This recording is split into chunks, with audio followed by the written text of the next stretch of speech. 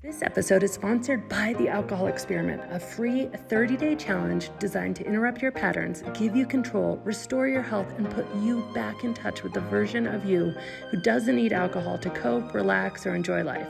More than 220,000 people have already tried The Alcohol Experiment for themselves and have seen improved sleep, increased happiness, reduced anxiety, and so much more. Join thousands in this inspiring, hopeful, and exciting program where you examine your beliefs and reconnect with the best version of you without ever feeling like you're missing out. Start today for free at alcoholexperiment.com. Hi, this is Annie Grace, and welcome to This Naked Mind podcast. And I'm here with Ellie. Hi, Ellie. How are you? Hi, Annie. I'm great. Thank you so much for having me. I'm so passionate about helping other mums, so it's a real privilege to be here to tell my story today. Oh, I'm so happy that you're here. So why don't you talk us through sort of where things started for you, like backing up to the beginning. Where did it all begin? Well, the beginning for me is somewhere in the middle. So I like to start in the middle because as far as drinking's concerned, things really changed at the point that I started to have children. So prior to that, I just classified myself as a big social drinker. And that really changed after having children. So my story kind of just come full circle, and it's punctuated by discovery of mind and body practices throughout. But starting with the first, so I've got 3 children. The first one is my little girl, Pearl. So she was born in 2014. So I was 33 at the time. And the pregnancy was amazing. And I was so lucky, just everything ran smoothly. And it was the first period of time that I'd really taken away from drinking, but it just didn't bother me at all. The newness of having a baby took over and it was all fine. And then I get to the point of I've had my baby and I get the shock of breastfeeding. So I thought I'd planned to breastfeed, but I had no idea how long you breastfeed for. So I banked I'm going to have to stop drinking for 9 months, but then beyond that.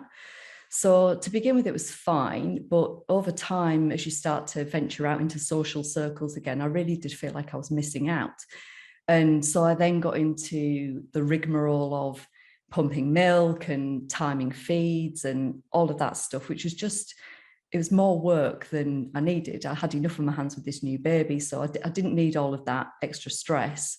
And at times I'm like thinking, is this really worth it? But that's where I found myself. So then fast forward a little bit, I get to my son. So my son in the middle, my little boy Chester, he was born in 2015. So at this point, I'm now 35. And there's less than 2 years between the two of them. So I've now got my hands full. I am now busier than ever. I've got a business that I'm trying to run.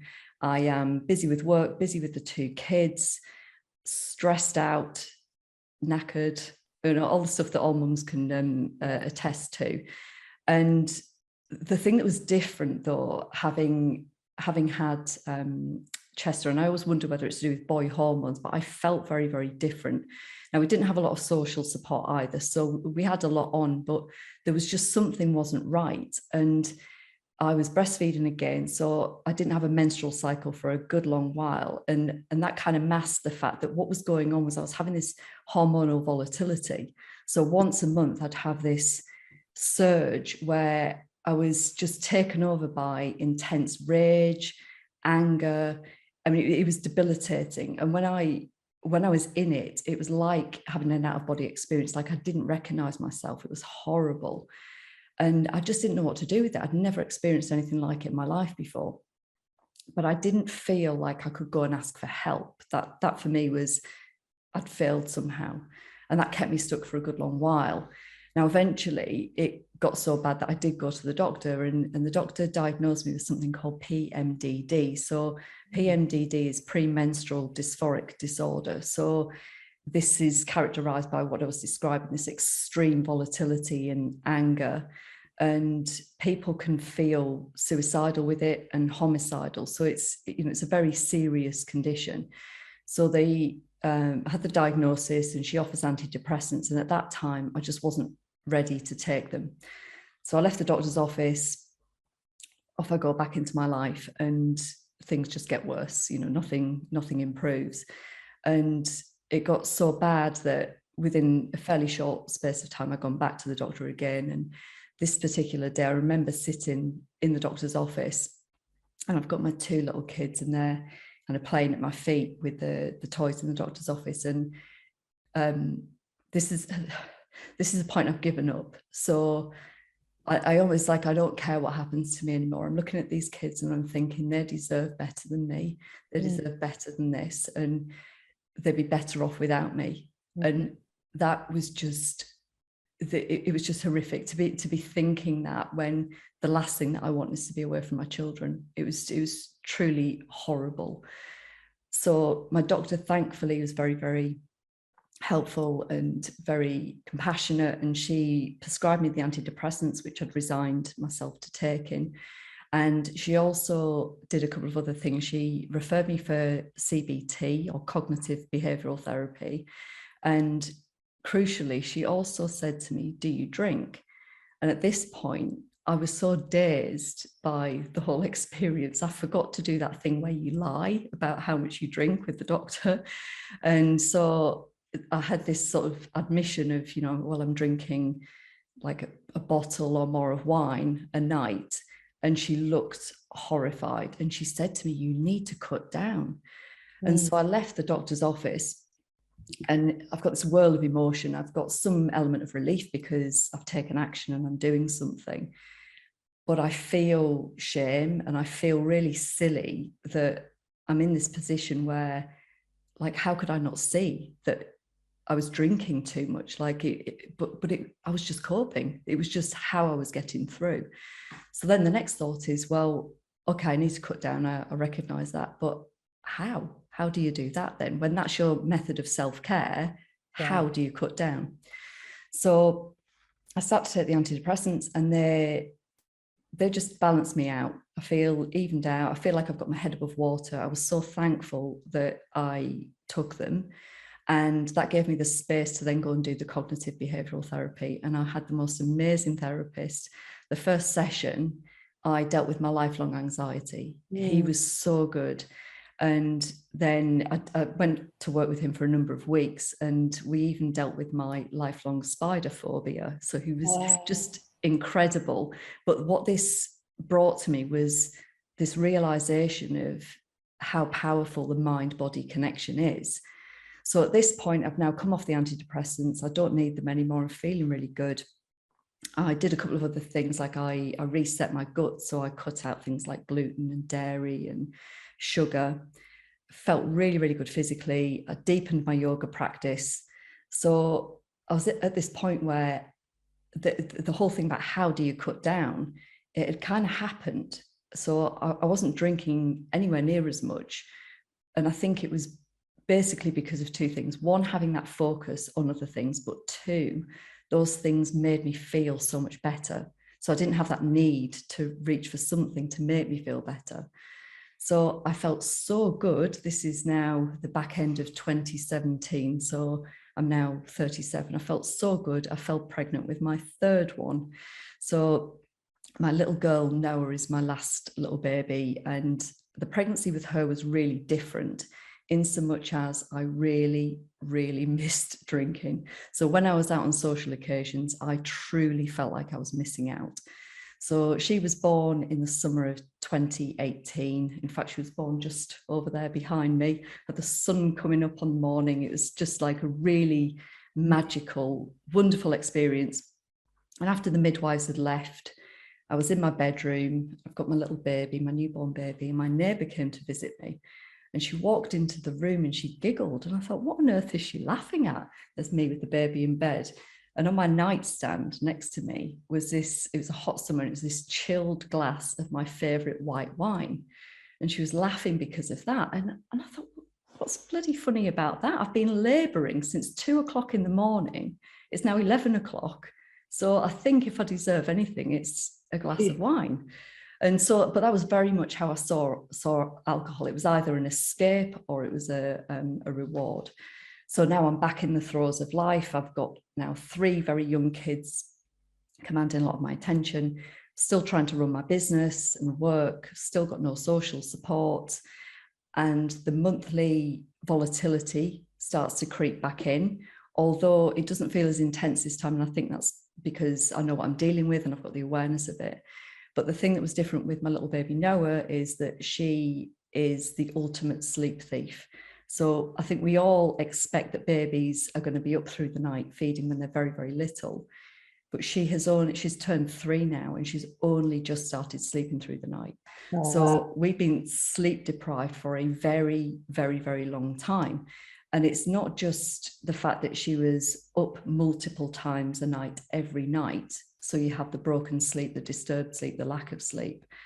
But she was wanting to feed every night from me, even as she grew bigger. So you've then got the depletion from, feeding another human with your own energy stores. So it was a really tricky time again, and I'm really starting to feel it. So I go back to the doctor and she says, look, you don't need antidepressants, although you could consider taking them just for the end part of your cycle to try and even out this volatility. But it just didn't feel like the right thing to do. So I asked her if I could go back to see my therapist. So she writes me another referral. I go back to him all hopeful, and he sits me down. He says, Ellie, you need some sleep, you need some rest, and you need some help at home. And I can't help you with any of that. So I left his office and I'm thinking, well, what the bloody hell do I do now? So, of course, I'm then edging back into this cycle of drinking, because that's my relief at the end of the day. That's my escape. That's my relaxation. And I always think it sounds fairly innocuous when I describe it like that. But of course, it wasn't. I just couldn't see at the time that it was taking everything from me. So I was stagnating personally and professionally. I'd lost interest in all the things that I used to love, apart from yoga. I was losing motivation and confidence. And when I look back on it now, I very much see it as it was like I was just erasing myself bit by bit. And as if that's sort of not bad enough, the impact to yourself, of course, is an impact to your family. And my little boy Chester so he's about 3 or 4 at the time. And I'd read him his bedtime story, and then he'd put his little arm out and say, oh, Mummy, will you stay with me while I fall asleep? And of course I'd want to, but you've got to remember at this point, I'm strung out. I'm so tired. I've been tired since the minute I got out of bed in the morning. And I just want to go and have some time to myself and to relax and to try and ease off the stress of the day. So my dilemma is, do I stay with him? And if I did stay with him, I wouldn't be present with him. I wouldn't be enjoying the moment. I would be agitated and frustrated and clock watching and willing the time away so that I could go and have some time to myself. Yeah. Or the other choice was to disappoint him and to see his little face as I say, oh, I'll stay with you tomorrow night, son. And then I go and have my glass of wine. And of course, I feel better for a little bit, but then later on, it just feels 10 times worse, because I'm now questioning why I'm choosing to have a drink over spending time with my gorgeous little son. But of course, this is it. I'm in the thick of it, and this is just me trying to cope. So a bit like the doctor, that realization at the doctor's office, the next realization comes with a trip to Las Vegas. So I'd never been away from the kids. My friends are getting married out in Las Vegas. Off I go. And it's this big hedonistic trip, letting loose entirely. And it was wonderful, and had an amazing time from what I can remember. But I did scare myself, because here I am drinking like I'm in my 20s again. And like at one point I blacked out, and I'm thinking, I'm nearly 40 and here I am. Like I've got 3 kids at home. Like, this isn't me anymore. I don't want to be doing this. So travel home on the plane, get back to my kids. And of course, you can imagine I feel physically horrendous. So it was a really easy decision to say, right, that's it now, I'm stopping drinking.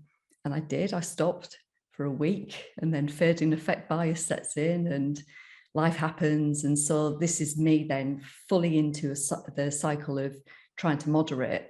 So I'd set myself all of the goals, the rules. I'll only drink on a weekend.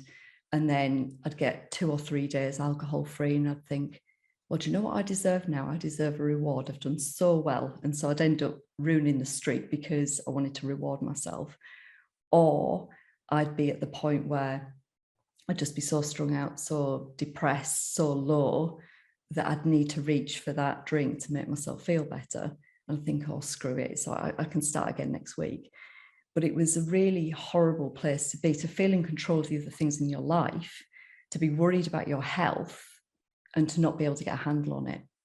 So divine intervention then comes in the form of a sponsored Facebook ad from This Naked Mind. And this is where I came across the paper, The 6 Vital Things You Need to Know About Moderation. And of course, it sings out to me because this is what I'm trying to do. I'm trying to moderate.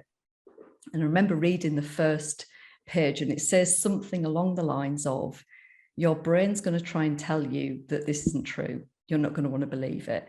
And so with that qualifier, I went in with this open mind for, well, let's see what this is all about. And I couldn't believe it. I couldn't believe that I didn't know this information already. So this is all about the science of how alcohol works with the brain and body. And so I finally understood how and why I was stuck exactly where I was at. And it blew my mind.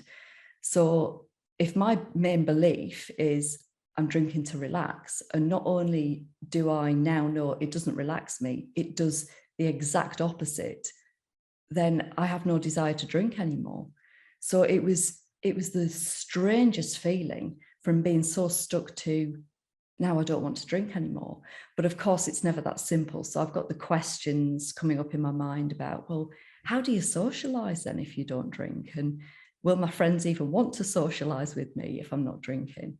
So there was an element of fear of the unknown, but by far the overriding emotion was of curiosity and excitement. I was just so thrilled that there was this new option, something I'd never considered before. And so I wanted to run with it. But I didn't want to tell anybody else. I didn't tell my husband. I just kept it quiet, and I stopped drinking. And so I'm in this weird liminal space. And then, of course, I'm now on your email list. So we're now in December of 2019, and I get the invitation for the January 2020 live alcohol experiment. So the first thing I think is, wow, $47. And this was, I didn't value myself. I was questioning spending $47 on myself.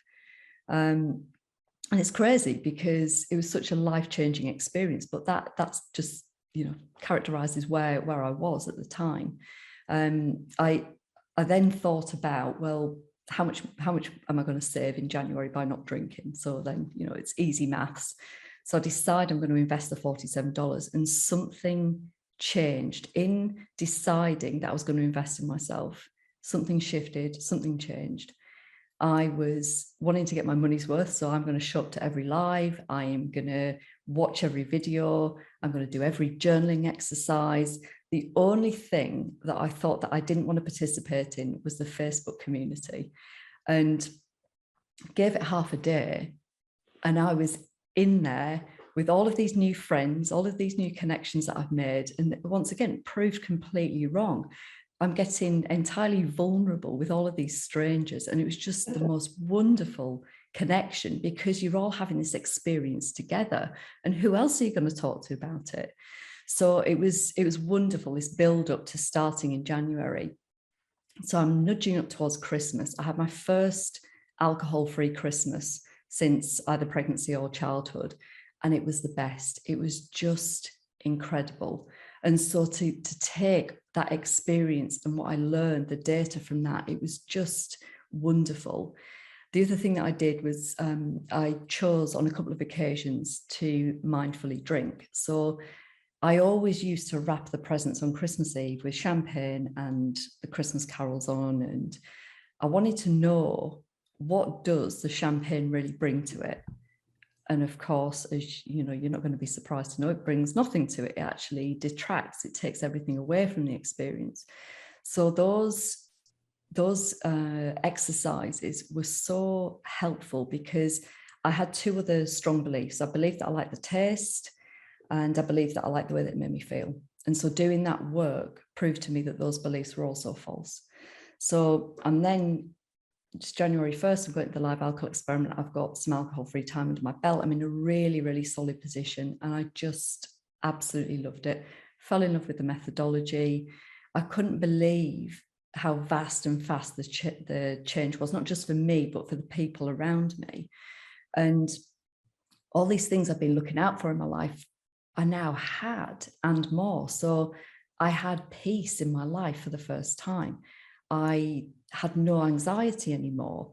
I felt joy like I hadn't felt since I was a kid. I thought that was long gone. And the clarity, the sharpness of mind through being alcohol-free, it was just amazing.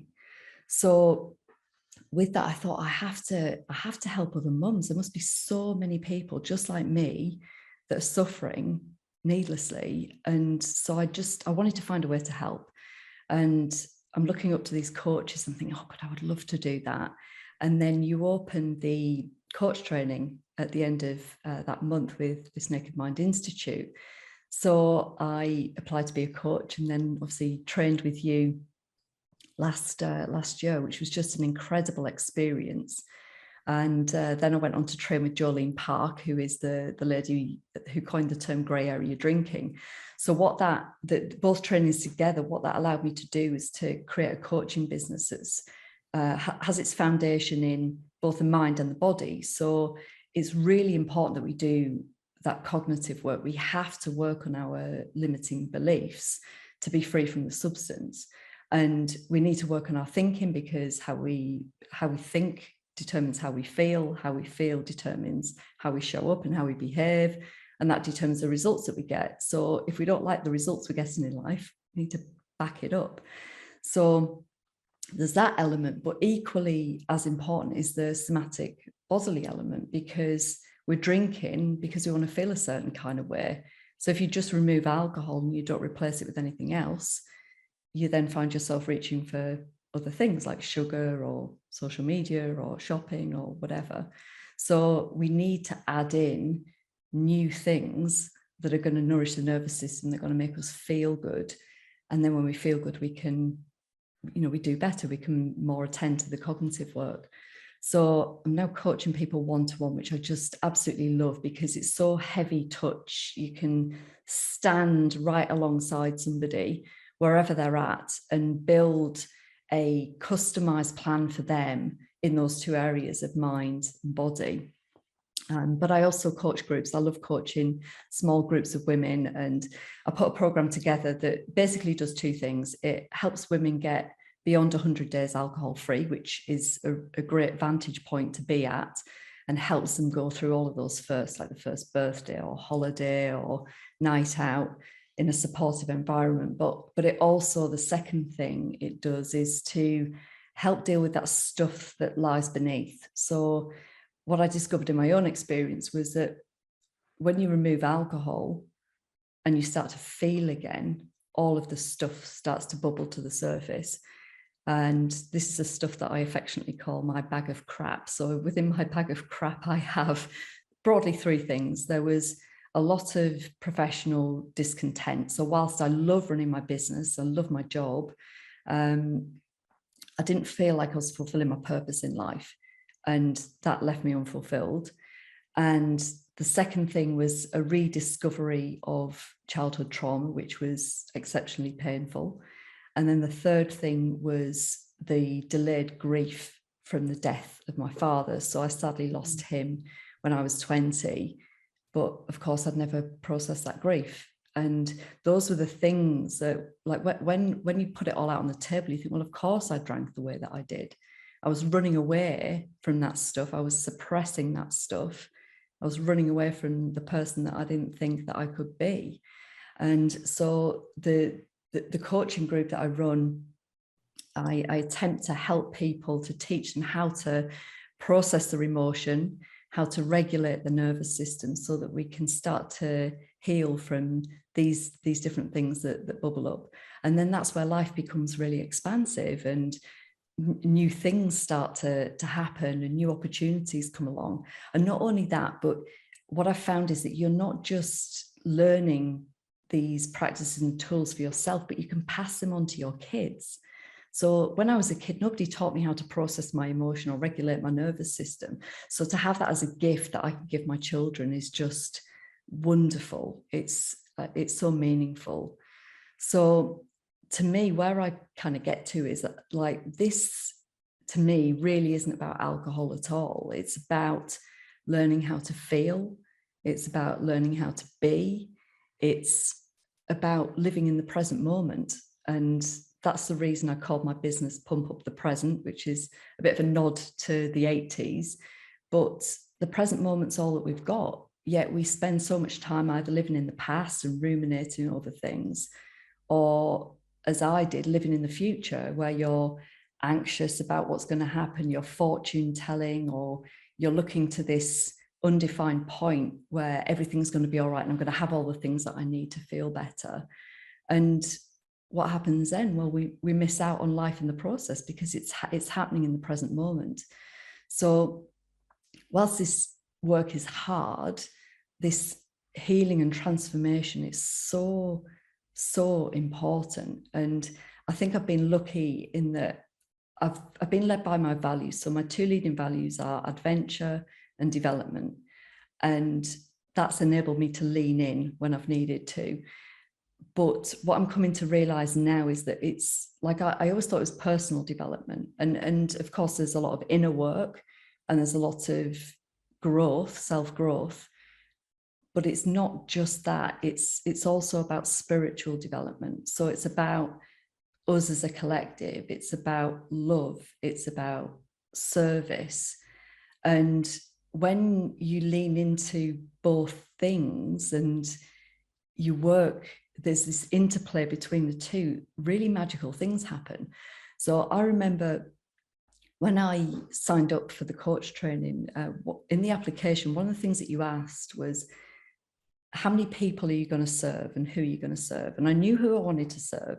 And I could easily tot up, well, how many people could I see in a day in a one-to-one coaching practice, or how many people could I see in a group? But it wasn't enough. And so when I got into the coach training, I decided to reach the greatest number of people possible. What I had to do is I had to create a podcast. But then, of course, you've got the voice that tells you, well, who are you to do that? And you're not going to be able to do that. You're not good enough to do that. And this is the bit that you've then got to lean into and not work against, but work with. And I'm obviously very pleased now to be able to say that dream has come true. And I do have my own little podcast with my colleague, Sam, my co-host, Sam Goldfinch. So he's another This Naked Mind coach. He runs a Sober Rebellion. So when you bring the Sober Rebellion together with Pump Up the Present, you've got the Present and Sober podcast. We've got a real affinity over the mind and body practices. We both love yoga and breath work, all those sorts of things. And we're both, we wanted to bring this podcast to people to just help people understand how expansive life can be when you remove alcohol. All of the things that can happen and can open up for you when you make that decision and you live your life wholeheartedly. So we're just delighted to be doing it. We had, funnily enough, yesterday, we get a lot of messages, but we had a really lovely message yesterday from a lady. She's very tragically and suddenly lost her husband of 25 years. And she'd reached out to say to us that the thing that was helping her right now was listening to our podcast. And I just, like, I have no words for that. It's just so humbling to know that you can be helping people. So we're delighted that we've got a lovely listenership, engaged listenership, and we have a little free Facebook community for people to join, and it's a really wonderful place to continue the conversation, spend time. And we've got some incredible guests coming up, of which you're one, Annie, so delighted to be doing that in the future. Can't wait for that. So really the message that I wanted to leave with people is that there's just so much opportunity, so much potential. And like I said earlier, it's not really about alcohol. It's about what you're capable of. And really the only limits that there are the limits that we put upon ourselves. Yeah, I love that so much. Wow, there's so much in your story that I really relate to. I remember in my own journey very vividly the times of trying to, make decisions around drinking and nursing, or drinking and putting the kids to bed, or feeling super frustrated on the nights they didn't want to go to bed easily. And because I felt like I was being deprived of what I needed, which was my wine, and, buying even strips to dip into the milk to see if it was too alcoholic to feed the baby or if it was fine, and sort of having to throw away, even though it was so painful to throw anything away because you're barely making enough anyway. And like you say, your just resources are so depleted, but throwing it away for the sake of drinking, and having this voice in the back of my head being like, really? Like, it's worth it, like, really? But just obviously ignoring that voice, and, just so much inner dialogue and conflict about my decisions, and especially the decisions in regard to the children, and like that whole thing getting brought into like more relief, like, oh, I see this now differently because of these kids, but it almost just increased my internal conflict rather than gave me any clarity. And yeah, I just really can relate to that whole part of your journey, because I remember even traveling abroad and bringing back, hundreds of ounces of milk through security systems and stuff like that, and just being so dedicated but so worn out all at once.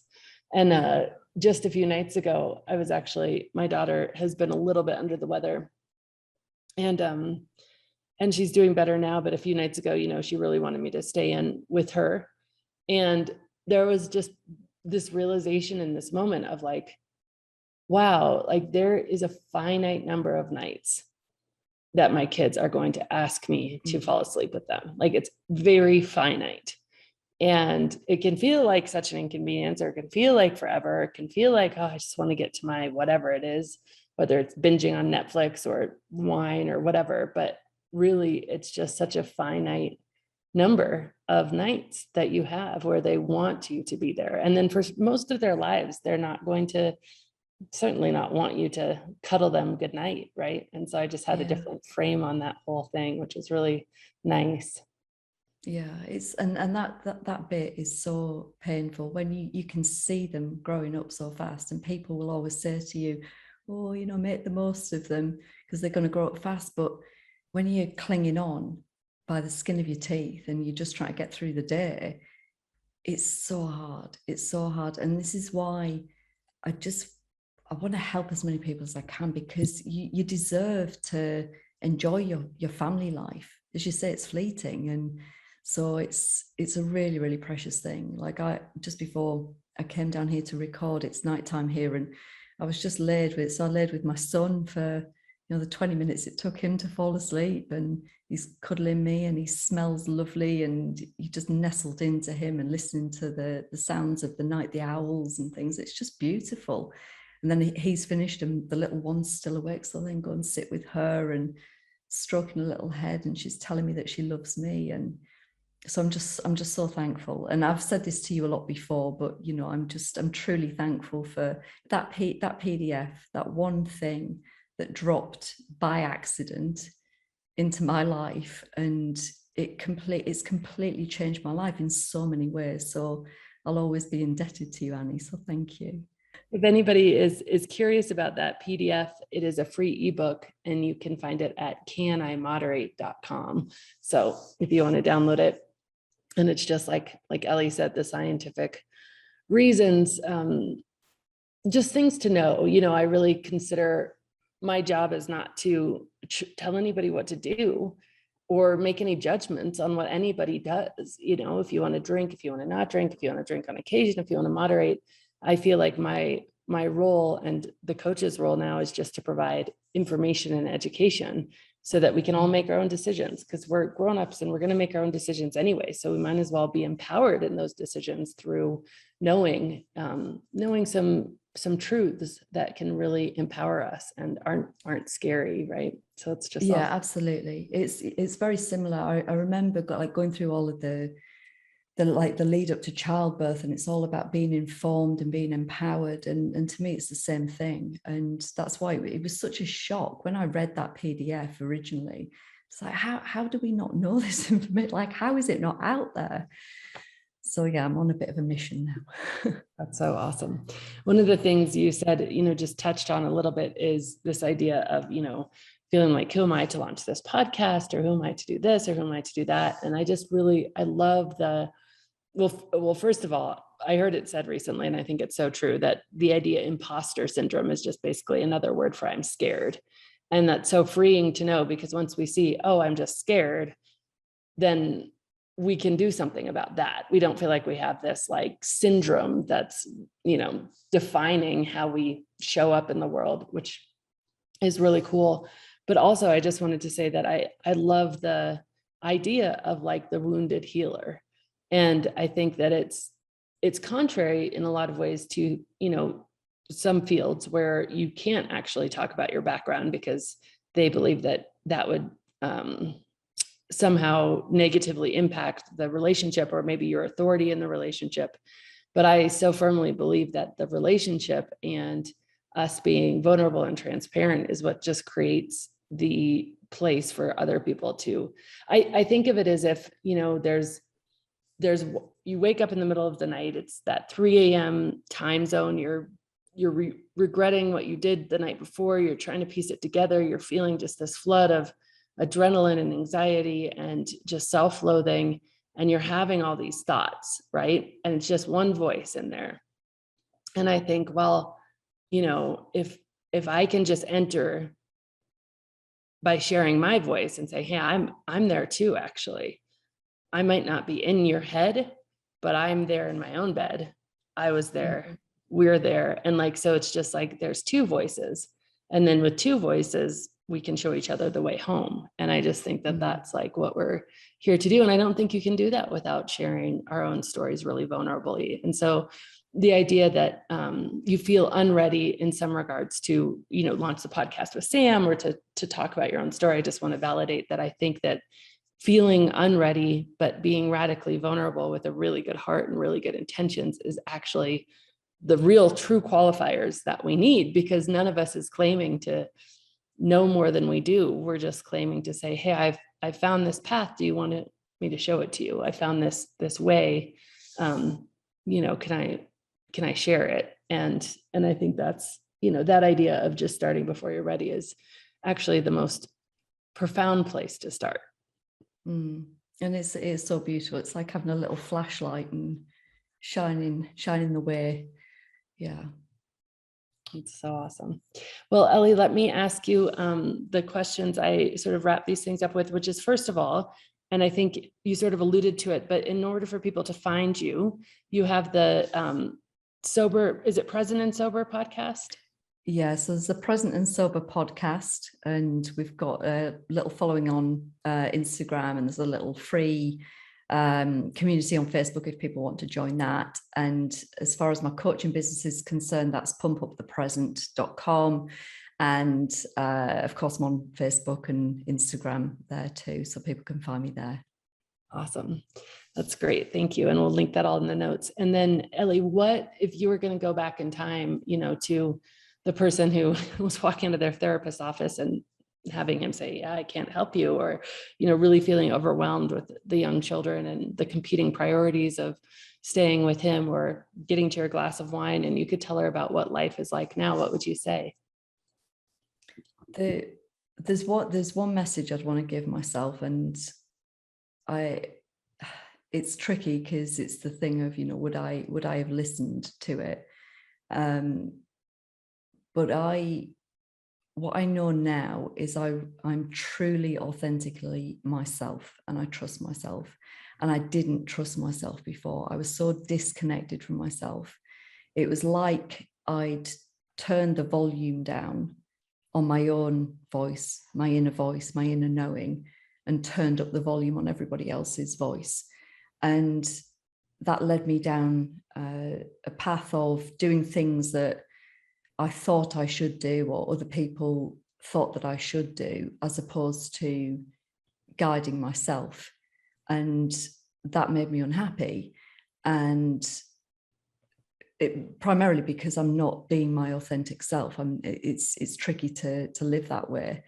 And so what I've had to do is to connect back with myself. I've had to go through self-awareness and acceptance, forgiveness, compassion, self-compassion and self-care. But what I now have is this real strong connection, this strong, unshakable bond with myself. Like I know that I will never abandon myself again.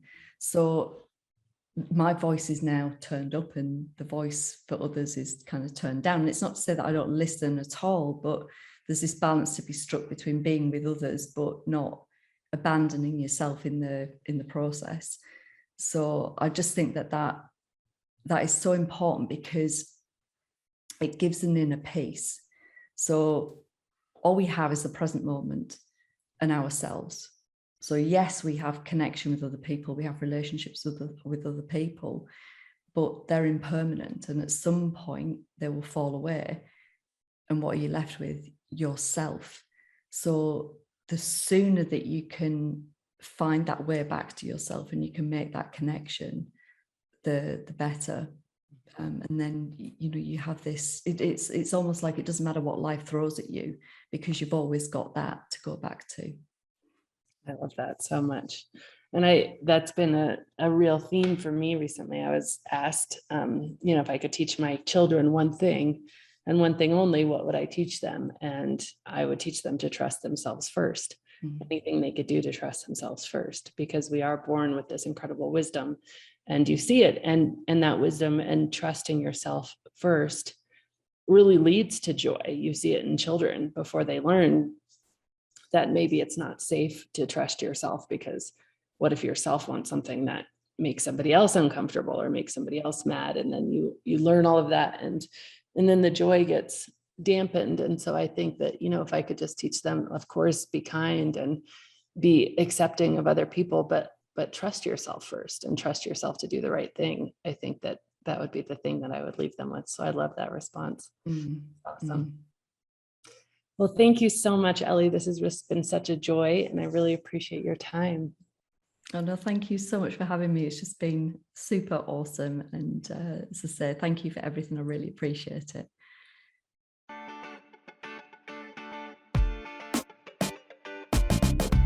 Let me ask you a question. What is better than change? Lasting change, of course. And if you've had trouble making change stick, either with alcohol or in any other area of your life, you are in for a treat. I created the 100 Days of Lasting Change to ensure that we don't just change for a moment, but we truly transform for a lifetime. And this program is so close to my heart. Thousands of people have been through it, and their results are incredible.